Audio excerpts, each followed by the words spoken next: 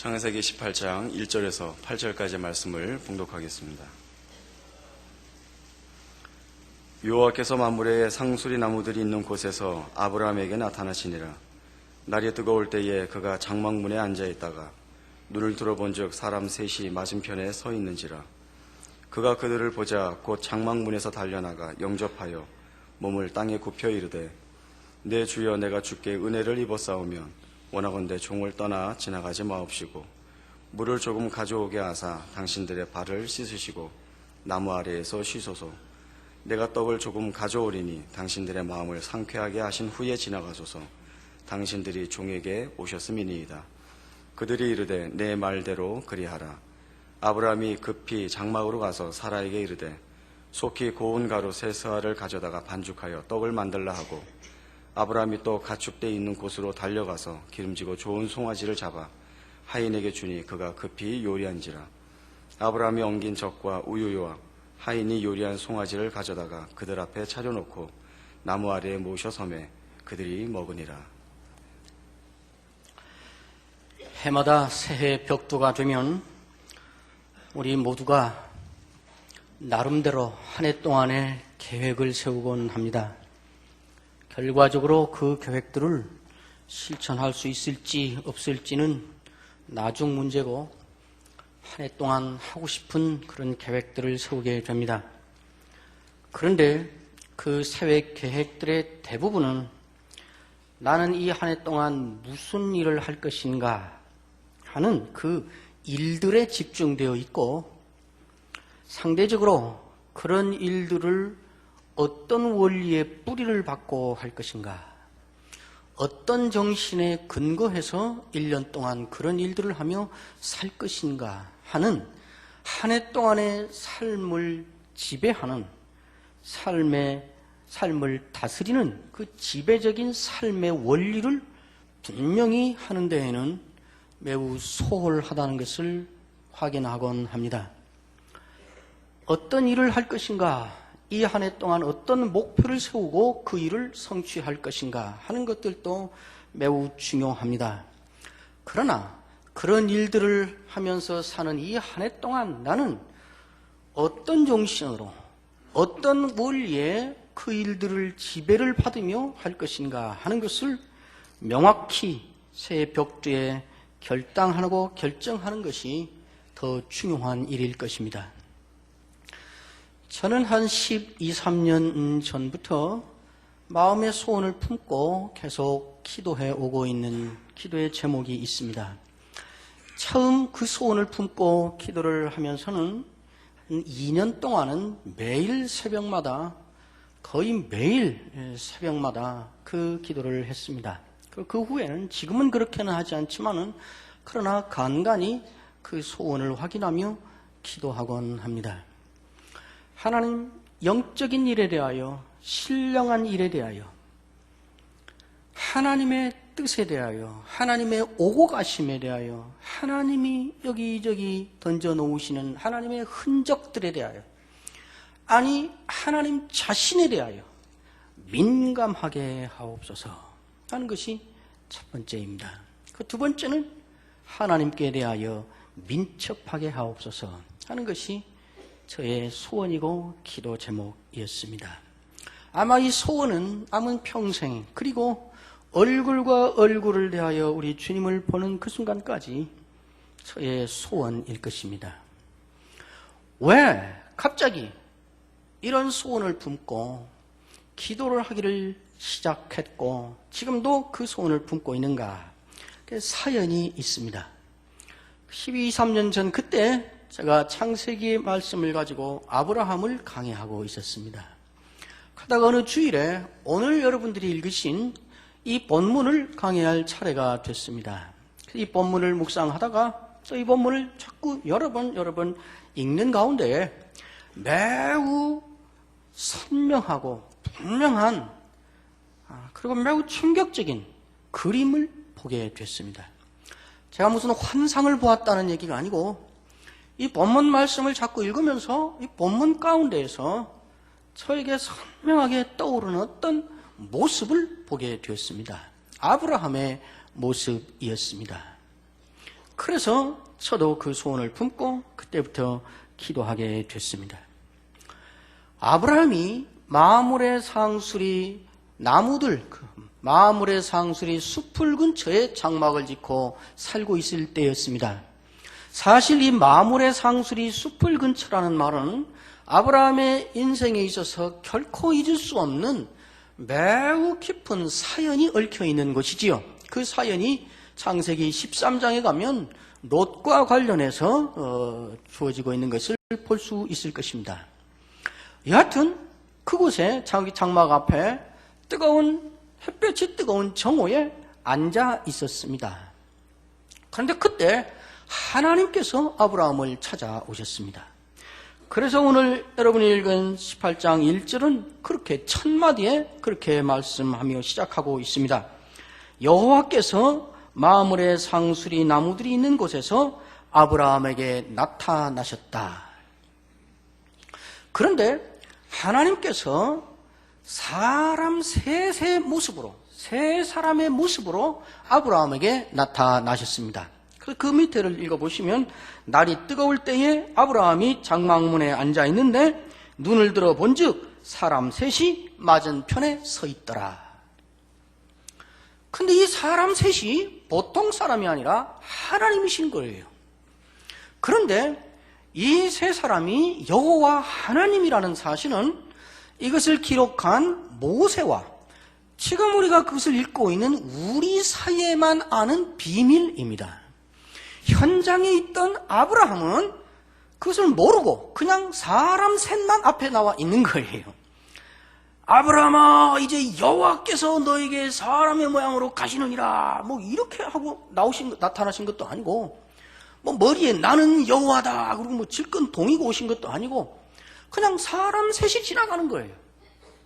그런데 그게 하나님이신 거예요. 그런데 참으로 희한한 것은 아브라함이 이 사람 셋을 눈을 들어서 사람 셋을 보자 즉각 알아먹는 거예요.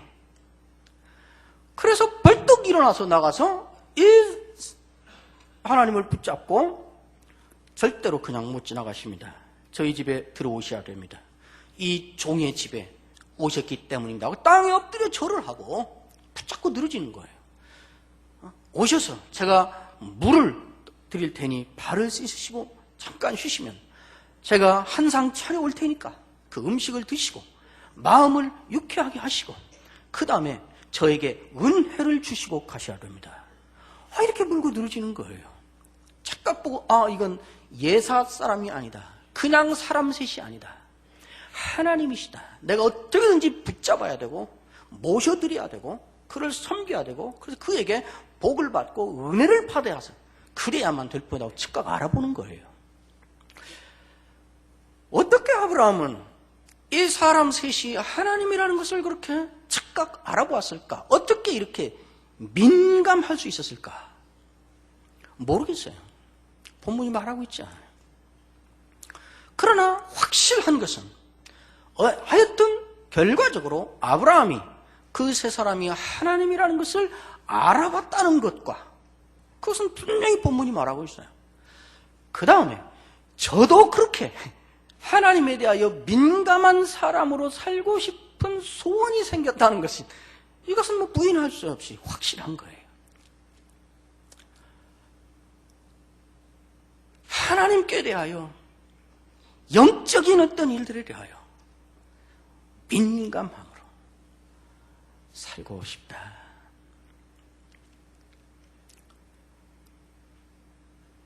이것은 우리에게 매우 필요합니다. 그전에도 어느 때 보면 주위의 신자들을 보면 또 어느 때는 제 자신이 모든 사람이 주위에 있는 모든 사람이 그전에 제가 교회 일을 할 때도 보면 구역장도 와서 그러고 장로님도 와서 그러시고 권사님도 안수집사도 그에 관심이 있는 가까이 지내는 직분자들도 와서 다 말해요. 목사님, 이번 그 일은 지금 하나님이 그 집사님에게 오신 것입니다. 하나님이 지금 간섭하는 것입니다.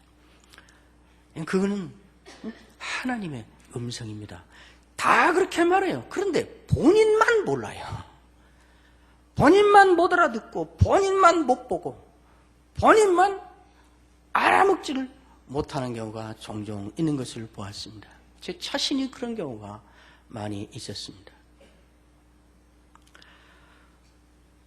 이런 영적인 민감함은 어디에서 오는 것일까? 눈치가 빠르면 될까요? 척 가서 감을 딱 잡는 눈치의 문제가 아닙니다. 그러면 특별한 은사의 문제일까요? 척 보면 그냥 알아보는 그런 은사를 받아야 이렇게 민감함을 가질 수 있는 게 되는 걸까요? 그렇지 않습니다. 은사의 문제가 아닙니다. 하나님은 어떤 특별한 은사를 받은 소수의 사람만이 아니라 예수를 구주로 고백하고 하나님의 자녀가 된, 하나님을 아버지라 부르는 모든 하나님의 자녀와 하나님의 백성들이 모두가 다 하나님께 대하여 이렇게 민감함으로 살기를 원하십니다. 그러므로 그것은 은사의 문제가 아닙니다. 그럼 무엇일까요? 이런 영적인 민감함은 하나님을 알아보는, 아이가 길 가면서 뚝 한마디 던지고 가는데 이것은 저 아이의 말이 아니다. 하나님이 나 들으라고 하는 말이다. 어떤 일이 툭 일어나는데 저 일은 저 사람의 일이 아니다. 하나님이 나 보라고 하신 일이다. 어떻게 이런 민감함은 어디에서 오는 걸까요? 눈치도 아니고 은사도 아니고 다른 어떤 것도 아니고 이 민감함은 영적인 분별력에서 오는 것입니다. 영적인 분별력은 그러면 어디에서 온 걸까요? 영적인 분별력은 하나님의 말씀을 깊이 사모하고 하나님 자신을 깊이 사랑하는 사람에게 하나님이 은혜로 주시는 지혜입니다. 그러므로 지혜는 지식과 같은 것이 아닙니다. 지식은 내가 노력하고 투자하여 획득한 정보의 양을 지식이라 그럽니다.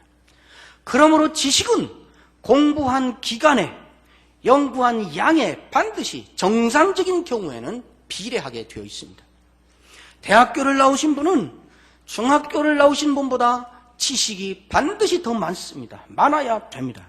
그러나 지혜는 그렇지 않습니다. 지혜는 또 지식의 양과 비례하지도 않습니다. 어느 때는 초등학교밖에 안 나온 분이 대학원을 나온 분보다 훨씬 더 지혜가 많은 경우를 우리는 자주 보게 됩니다. 지혜는 지식이 아니라 하나님의 말씀을 깊이 사랑하는 사람에게, 하나님을 사랑하는 사람에게 하나님이 은혜로 주시는 분별력이기 때문에 그렇습니다.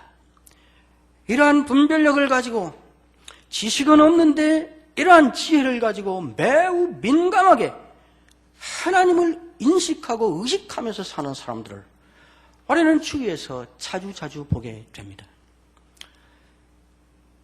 저도 여러 사람들을 보았고 또 가깝게는 저희 집안에서 돌아가신 제 아버님을 통해서도 저는 어릴 때부터 이런 것들을 많이 보았습니다. 어릴 때는 그것이 이해가 안 됐습니다. 우리 아버지는 외정 때 소학교밖에 안 나온 무식한 분이었거든요. 자라면서도 교회에 어떤 일이 있으면 야, 이런 때는 그런 말 하는 게 아니다. 그러세요. 어느 때는 야, 이런 때는 욕을 얻어 들을 망정 네가 나서라. 그러세요. 당신도 그렇게 사세요. 지금은 돌을 맞을지라도 일어나서 말을 해야 될 때인가? 지금은 억울하고 분통이 터져서 화병이나 죽을 지경일지라도 입을 다물고 골방에 들어가서 조용히 하나님 앞에 앉아 있어야 될 때인가? 지금은 빚을 걸머질지라도 이 일을 해야 될 때인가? 지금은 억만금이 생겨도 이 일을 해서는 안 되는 때인가? 이거를 분별하는 거예요. 이것이 영적인 분별력입니다. 예수님에게 이러한 분별이 있으셨습니다. 예수님은 날아가는 새 한 마리를 보면서 들의 꽃 한 송이를 보면서 예수님은 그 가운데서 하나님의 손길을 감지하셨습니다. 그래서 우리에게 그렇게 말씀하셨습니다. 누가복음 13장에 보면 실로암에서 망대가 무너져서 18명이 깔려 죽은 사건이 일어났습니다. 그것을 보거나 그 소문을 들은 많은 사람들이 이런 마음을 품었습니다. 그걸 그렇게 해석했습니다. 저들은 무슨 죄를 지었길래 저렇게 죽었을까? 우리는 망대에 깔려 죽지 않았으니 우리는 그런 죄를 짓지 않은 사람이다 라는 자기 의에 대한 주장이 그 뒤에 숨어 있는 것입니다. 예수님은 그렇게 생각하는 사람들을 책망하셨습니다.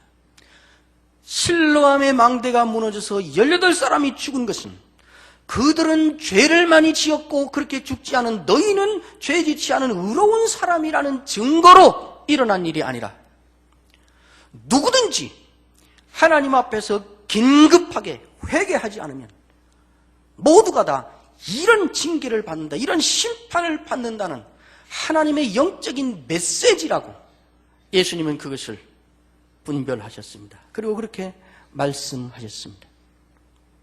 IT는 범죄의 소굴이라 타락하고 우상의 사람들이 사는 곳이라 그런 일이 일어났다. 절대 그렇지 않습니다. 그렇게 말하는 그리스도인들 때문에 세상이 주님을 욕하고 있습니다. 영적인 하나님에 대한 민감, 예민함이 우리에게 필요합니다. 그것은 영적인 분별력으로부터 오는 것입니다. 영적인 분별력은 하나님의 말씀을 깊이 사모하는 사람, 하나님을 깊이 사랑하는 사람에게 하나님이 은혜로 주시는 지혜입니다. 당연하잖아요. 자기의 생각과 자기 안목을 가르쳐 주시지 않겠어요? 그것이 민감함입니다. 저는 이런 민감함을 가지고 평생 살았으면 좋겠다는 소원을 이 본문을 보면서 품었습니다. 여러분들도 이 소원을 품으면서 작정을 하면서 새해를 시작하시기를 바랍니다. 그 다음 오늘 이 본문을 자세히 보면 오늘 이 본문이 아브라함의 어떤 한 가지 행동을 매우 반복적으로 강조해서 부각시키고 있다는 것을 금방 알 수 있습니다. 굳이 내용을 찬찬히 읽어보지 않아도 그냥 이렇게 들여다만 봐도 그림처럼 떠오르게 되어 있습니다. 어느 하나를 강조하고 있습니다. 혹시 연필이 있으시면, 혹시 색연필이 있으시면 더 좋습니다. 지금부터 제가 이렇게 같이 읽어나가면서 하는 그 단어에 색칠을 하거나 동그라미를 쳐놓으시고 그 다음에 본문을 보시면 한 절 한 절 읽을 필요 없이 이 본문은 무슨 색이구만, 이 얘기구만 하고 그냥 그림을 보듯이 알 수 있습니다. 2절, 눈을 들어본 즉 사람 셋이 맞은편에 서 있는지라 그가 그들을 보자 어떻게 했다 그럽니까? 곧에다가 한 동그라미를 쳐보세요. 장막문에서 어떻게 해요? 달려나가 영접하며 몸을 땅에 굽혀 이르되 내 주여 내가 주께 은혜를 입어 싸우면 원하건대 총을 떠나 지나가지 마옵시고 물을 조금 가져오게 하사 당신들의 발을 씻으시고 나무 아래서 쉬소서. 내가 떡을 조금 가져오리니 당신들의 마음을 상쾌하게 하신 후에 지나가소서. 당신들이 종에게 오셨음이니이다. 그들이 이르되 내 말대로 그리하라. 그리고 6절 아브라함이 어떻게 해요? 급히 장막으로 가서 사라에게 이르되 어떻게 해요? 속히 고운 가루 3쌀을 가져다가 반죽하여 떡을 만들라 하고 아브라함이 또 가축되어 있는 곳으로 어떻게 해요? 달려가서 기름지고 좋은 송아지를 잡아 하인에게 주니 그가 급히 요리한지라. 곧 달려나가 급히 속히 달려가서 급히 이것뿐이잖아요. 아브라함이 자기가 민감함으로 이건 하나님이다. 이분을 모셔드려야 되고 이분을 붙잡아야 된다. 이분에게 은혜를 받아야 된다 하고 감지한 그 다음 순간 아브라함이 어떻게 하고 있는가? 매우 민첩하게 움직이고 있다는 것을 본문이 강조하고 있습니다. 민첩함입니다. 저도 이렇게 민첩하게 살고 싶습니다.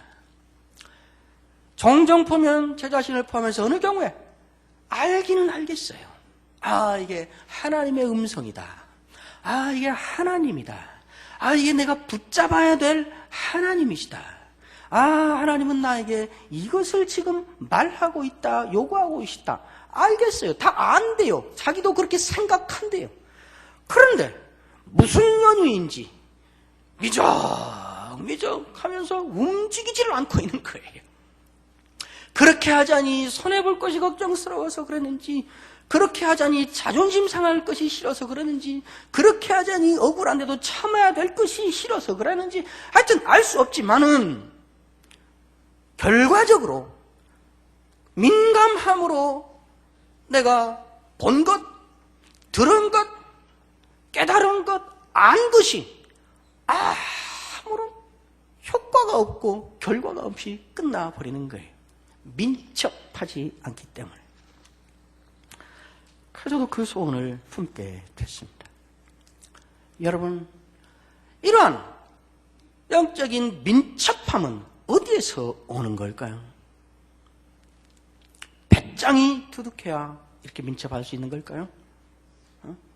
너무 배짱이 없어서 그래, 좀 간을 키워서 그냥 질러버려, 그래야 하나님의 일도 하는 거야, 그럴까요?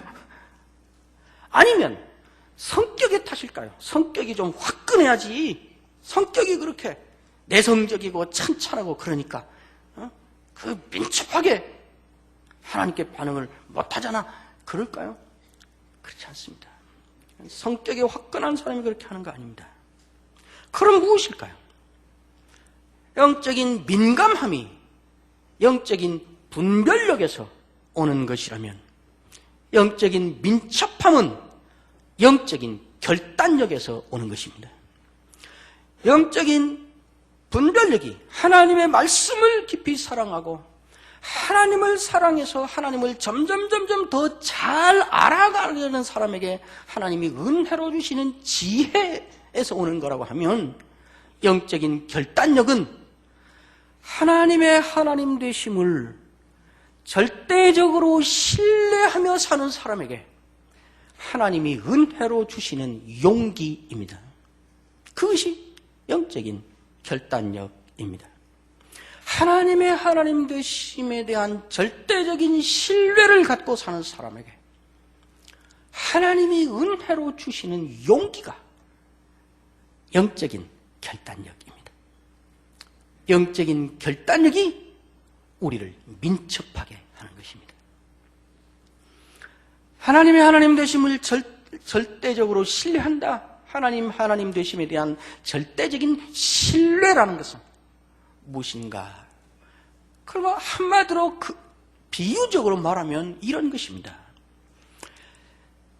이스라엘 백성이 광야 40년 세월을 끝내고 드디어 건너편에 약속의 땅, 크고 광대한 땅, 적과 꿀이 흐르는 땅, 하나님이 내 백성에게 반드시 주어서 그리 들어가게 하리라 하셨던 그거 하나 붙잡고 광야를 헤매면서 40년을 왔던 그 땅이 눈앞에 있게 됐습니다. 들어갈 수가 없게 됐습니다. 요단강이 가로막아서 그렇습니다. 출애굽에서 나올 때는 하나님께서 지팡이를 내밀어라, 그래서 내밀었더니 딱 갈라놓고 육지를 먼저 만들어 놓으시고 들어가도 안 빠져 죽는다는 확신을 주고 이제 안심하게 만드시고 걸어가게 하시더니 약속의 땅을 들어가야 될 상황이 되는데, 하나님은 여호수아 3장의 여호수아를 통해서 뭐라고 하시는가? 너희가 요단에 이르거든 요단에 들어서라, 그러시는 거예요. 1년 중 그때는 곡식을 거둘 때라, 요단 강물이 수심이 가장 깊을 때라, 그래 놓고 들어서라 그래요. 요단 강물에 들어서면 어떻게 될까요? 다 죽지요. 물귀신 되지요. 수장되는 거지요. 그러면 저 땅에는 들어갈까요? 못 들어갈까요? 그 땅에 들어간다고 40년 세월 그거 하나 바라보고 온 그 인생이 다 숲으로 돌아가는 거지요. 들어가라 그러는 거예요. 어떻게 될까요? 들어가면 우리는 다 죽고 모든 계획은 숲으로 돌아간다. 그러나 하나님은 저 땅을 우리에게 반드시 주고 우리를 그 땅에 집어넣는다고 하셨다. 들어가면 죽을 것이지만은 그러나 들어간다. 왜? 하나님의 언약이 그것이고 하나님은 언약을 지키시는 분이니까 모르겠다, 하여튼 죽는 거지만은 들어갈 것이다, 죽자. 그러나 안 죽는다. 저 땅은 반드시 우리 것이고 하나님은 우리를 저 땅에 들여놓고야 마신다. 그리고 요단강에 들어가는 것, 그것을 가리켜 하나님 되심에 대한 절대적인 신뢰라 그렇게 말합니다. 그런 신뢰를 가지고 사는 사람에게 하나님은 영적인 결단력을 주시는 것이고, 그런 영적인 결단력이 우리를 거침없이 민첩함으로 일상을 살게 만드는 것입니다. 여러분도 이 한 해를, 더 나아가서는 남은 평생을 이러한 민감함과 하나님께 대한 민첩함으로 살고 싶은 소원을 품고 이 새해를 시작하시길 바랍니다. 이렇게 하나님께 대하여 민감한 사람, 하나님께 대하여 이렇게 민첩한 이 사람 아브라함을 하나님은 어떻게 하셨는가? 그 다음 말씀들을 읽어보면 세 가지 사실이 분명하게 드러납니다. 첫째, 8절, 아브라함이 엉긴 젖과 우유와 하인이 요리한 송아지를 가져다가 그들 앞에 차려놓고 나무 아래 모셔 섬에 그들이 먹으니라. 다 끝났습니다. 급히 달려가서 종들에게 부탁하고 아내에게 부탁하고 자기가 농장으로 달려가고 급해서 살찐 송아지를 잡아 한 상 차려서 나무 아래 거기다 드리고, 그랬더니 하나님이 그것을 맛있게 드시고, 아브라함은 어떻게 했다 그럽니까? 나무 아래 모셔 섰다 그러지요. 나무 아래 모셔 서서 자기가 차린 상을 드시는 하나님을, 그 세 사람이 먹는 모습을 이렇게 물끄러미 쳐다보는 나무 아래 서 있는 아브라함의 마음이 어땠을까요? 아이고, 내 팔으면 돈이 얼마 될지 모를 제일 좋은 송아지 잡아서 온 가족이 총동원해서 발바닥에 불나게 달려들어서 야단법석 떨어서 상 차렸는데 그것도 모르고 잘 먹고 있구만. 아이고, 그랬을까요? 어땠을까요? 이게 추리소설입니까? 이건 상식 아닙니까? 이건 우리 경험 아닙니까? 행복했습니다. 오래전에 젊은 부부가 부부싸움을 하고 도저히 못 산다, 갈라선다, 이제 교회가 뭐가 없고 계속 갈등한 젊은 부부가 있습니다. 물론 우리 남북교회 아닙니다. 그래서 이혼 지경에 갔습니다. 교회도 잘 안 나오고. 그 사실을 권사님 한 분이 아셨습니다. 그리고 권사님이 새벽마다 한 2달 가까이를 새벽마다 나와서 눈물을 쏟아부으며 본인들도 모르는 눈물을 자기가 쏟으며 그 문제로 기도했습니다. 기도의 응답으로 그랬는지 어쨌는지는 확실히 모르지만은 한 2달 지난 다음에 이 부부가 화해를 했습니다. 너무 행복하게 지내는 거예요. 주일날이면 팔짱을 끼고 와서 앞자리에 앉아서 예배를 드리고 너무 말씀 듣는 걸 행복해하고, 권사님이 저 뒤에 서서 때로는 앉아서 이 두 부부의 뒤통수를 보면서 예배를 드립니다. 권사님의 마음이 어땠을까요? 아이고 병신들, 지들 때문에 내가 얼마나 새벽잠을 설치고 눈물을 쏘니도 모르고 아이고 아무것도 모르고 아이고 잘 논다, 그랬을까요? 행복하지. 아브라함은 그 행복을 누린 것입니다. 저는 이 장면을 가끔 떠올립니다, 혼자서. 이 장면을 제가 그렇게 제목을 붙입니다. 나무 아래 모셔 선 자의 행복이라. 그렇게 민감하면 그리고 그것을 즐기시는, 그 일이 되어가는 것을 나무 아래 모셔서 울끄러미 쳐다보고 있는 아브라함은 알잖아요. 이게 무슨 일인지. 아브라함은 이전에 맛볼 수 없었던, 이전에 누릴 수 없었던 사람 사는 보람과 사람으로 살며 내가 이 일을 한 행복을 나무 아래서 누리는 복을 받은 것입니다. 두 번째 사건이 그 다음에 있습니다. 하나님께서 아브라함을 불렀습니다. 네 아내 사라가 어디 있느냐? 그리고 약속을 하십니다. 이 부부가 평생의 가장 큰 소원으로 삼고 살아왔으나, 그러나 그것이 이제는 도저히 실현 불가능한, 그래서 그것이 이루어진다고 이제 상상도 할 수 없는 그 일을 하나님께서 이루어주겠다고 약속을 하는 것입니다. 그 아이를 갖는 것이었습니다. 10절, 그가 이르시되 내년 이맘때 내가 반드시 내게로 돌아오리니 내 아내 사라에게 아들이 있으리라. 상상할 수 없는 실현 가능성이 본인들의 생각에도 이제는 그것은 불가능한 그런 일이었습니다. 시간까지 못을 박아서 내년 이맘때 반드시 1년 후에 아들을 주겠다. 본인들도 안 믿어요. 그럼 여러분 어떻게 하실 것 같아요? 여러분 제가 누구에게 내가 1년 후에 1억을 줄게, 그걸 보태서 집을 사시오. 그랬더니 저에게 아이고 그렇다면 지금 목사님 빚이나 갚으십시오. 그러면 제가 어떻게 할까요? 싫으면 관둬. 돈 준대도 못해. 내가 아시오? 알았어, 안 줄게. 그리고 손 털을 것 같아요, 저는. 하나님이 주겠다는데 이 두 사람이 믿지를 않아요. 내 나이가 몇인데, 생리가 끊어진 지가 언젠데, 그게 11절입니다. 13절에 보면, 내가 늙었거늘 어떻게 아들을 낳으리오? 그 말 했어요. 그게 하나님 그걸 들으신 거예요. 그럼 하나님이 어떻게 하셔야 될까요? 자식들. 아들을 준대도 싫대. 싫으면 관둬. 그럼 안 줄게. 그러실 것 같아요, 하나님이. 그런데 하나님께서 다시 불러서 설득을 하세요. 야, 내가 누구냐? 내가 하나님이잖아. 하나님이 못하는 일이 있냐? 그러니까 내가 너 아들 줄 수 있잖아. 그러니까 아들 줄게. 날 믿어줘. 뭐 이런 투예요. 14절에 다시 말합니다. 여호와께 능하지 못한 일이 있느냐? 기한이 이를 때에 내가 네게로 돌아오리니 사라에게 아들이 있으리라. 전혀 실현 가능성이 없는 일을 성취시켜 주시는 것도 놀라운 은혜이지만은 그것을 믿지 않고 있는 본인을 믿어달라고 사정해가면서 설득해가면서 그 일을 해주려고 하시는 하나님의 이 모습이 우리가 뭘 말하는 거예요?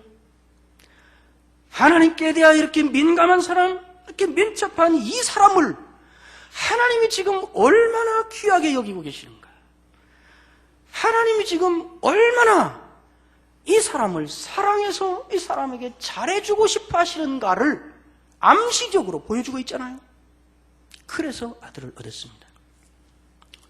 마지막 세 번째 참으로 기가 막힌 은혜를, 복을 이 사람이 받는데요.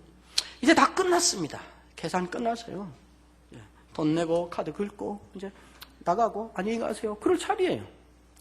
16절. 그 사람들이 거기서 일어나서 소돔으로 향하고 아브라함은 그들을 전송하러 함께 나가니라 그랬잖아요. 그러니까 다 끝나고 그들은 이제 다음 길 가려고 떠나셨고 아브라함은 잘 가시라고 전송하려고 어디까지 따라갔는지 모르지만 하여튼 따라갔어요. 그런데 가시다 말고 하나님이 아참 그리고 돌아서서 말을 다시 하는 거예요. 물론 본문에 아참 그런 말은 없지만은 그 말이 그 말이지요. 17절, 16절에 다 끝나고 갔다 그랬잖아요. 그리고 전송하러 뒤따라갔다 그랬잖아요. 그런데 17절에 보면 여호와께서 이르시되 내가 하려는 것을 아브라함에게 숨기겠느냐. 이게 그거죠. 아 참, 내가 아브라함한테 이 말을 안 하고 그냥 갈 수 없지 이런 거죠.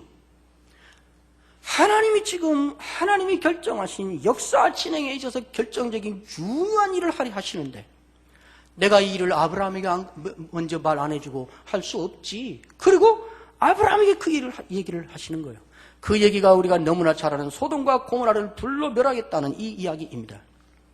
아브라함이 그 얘기를 듣더니 아니 하나님 거기에 50명의 의인이 있으면 어떻게 하시려고요? 50명 의인인데 그를 멸하시면 하나님은 하나님 아닌 거지요. 하나님의 공의가 어디가 있습니까?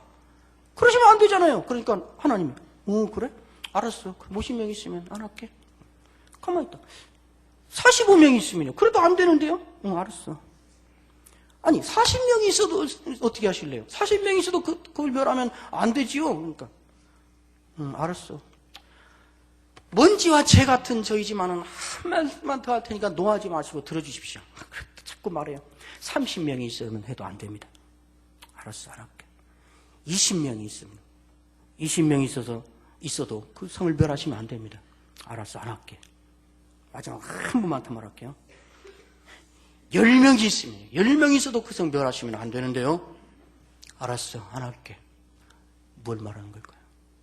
하나님이 지금 이 아브라함을 티끌과 먼지와 재와 같은 이 인간을 하나님이 결정하시고 그냥 하나님의 절대 주권에 속한 일, 하나님이 결정하고 그렇게 해버리면 되는 일, 그 일을 같이 상의하고 그의 의견을 듣고 주거니 받거니 말을 하며 그 일을 함께 진행해가는 하나님급의 사람으로, 하나님의 역사 진행의 파트너로 아브라함을 지금 인정하고 있다는 이야기 아닙니까? 하나님이 우리를 찾아오실 때는 물 한 대야 얻어서 먼지 묻은 발을 씻으시기 위해서 오시는 것이 아닙니다. 살찐 송아지 잡아서 잘 차린 밥상 한 상 받아먹고 허기진 배를 채우려고 하나님이 우리를 찾아오시는 것 아닙니다. 하나님의 영광이 부족해서 우리에게 하나님의 영광을 체험받으려고 우리를 찾아오시는 것이 아닙니다. 하나님께서 시시때때로, 그리고 이런 모습 저런 모양으로, 이런 흔적 저런 사건으로 우리를 찾아오시는 것은 우리를 하나님급의 사람으로 끌어올리기 위해서 오시는 것입니다. 먼지나 재와 같은 이 인생을 하나님이 진행하시는 위대한 일을 놓고 함께 의견을 주고받으며 하나님과 함께 하나님의 역사를 진행하는 하나님과 동급의 하나님의 파트너의 멋진 인생으로 이끄시기 위하여 찾아오시는 것입니다. 우리를 복되고 영광스럽게 하시려는 것입니다. 그래서 하나님은 하나님께 민감하고 하나님께 민첩한 사람을 찾아내시려는 것입니다. 그러므로 하나님께 민감하고 민첩하게 사는 것은 우리의 부담도 아니고 우리의 무거운 짐도 아닙니다. 우리가 하나님급의 사람으로 이끌림을 받아 나아가는 첫 출발점이 되는 것입니다. 그것은 복인 것입니다. 이 새해 여러분이 세운 계획들은 상황과 형편에 따라, 처지에 따라 1000가지, 10,000가지로 다양할 것입니다. 그러나 그 각각 다른 다양한 일들을 수행해가는 원리는 무엇입니까? 한 해 동안의 삶을 지배할 그 일들을 하는 그 삶을 다스릴 지배적인 삶의 원리는 무엇입니까? 하나님의 말씀을 깊이 사모하고 하나님을 깊이 사랑하는 사람에게 은혜로 주시는 영적 분별력을 가지고 하나님께 민감하고 하나님의 하나님 되심을 절대적으로 신뢰하는 사람에게 은혜로 주시는 영적인 결단력을 가지고 하나님께 민첩한 사람으로 이 한 해를 사시기를 주의 이름으로 축원합니다. 기도하겠습니다. 하나님 아버지, 새로 시작하는 한 해를 두고 그리고 우리의 남은 평생을 두고 소원을 품습니다. 그리고 작정을 합니다. 우리로 하여금 영적인 일에 대하여, 신령한 일에 대하여, 하나님의 일에 대하여, 하나님의 오고 가심에 대하여, 하나님의 마음과 뜻에 대하여, 하나님이 보여주시는 어떤 흔적들에 대하여, 아니 하나님 자신에 대하여 민감하게 하옵시고 민첩하게 하옵소서. 예수님의 이름으로 기도하옵나이다. 아멘.